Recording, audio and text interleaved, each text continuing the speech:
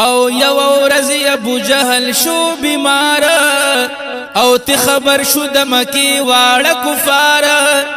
وډل ډل با پختن لرات للا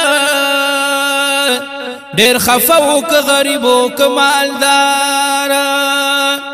یا چې حضرت می د دې حال خبردار شه ابو جهل رنزور پروت د خوارزار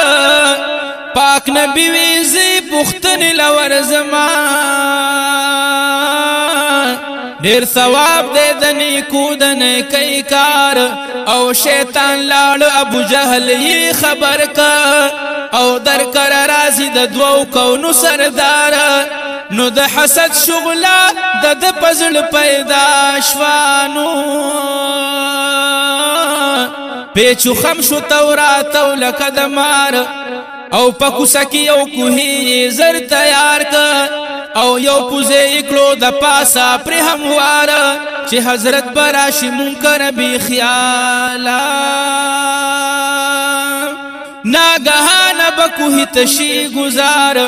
دی پدی سودا کی ووشی پر د پاسا راخ کارشلو حضرت علی وقار ابو جهل باندې ډیر سر غالب شو شورا پورته پزان شو خبردار پکوه کی شو سرخ کا تخپی د پاسا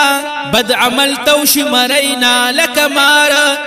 یا ابو جهل سترګخ کتو لیوالا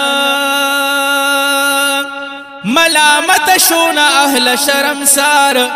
ابو جهل سترګخ کتو لیوالا ملامتا شونا اهل شرمسار یدا نقب استاد شعار کرنا دا ولی نوی نیرنا پاشملار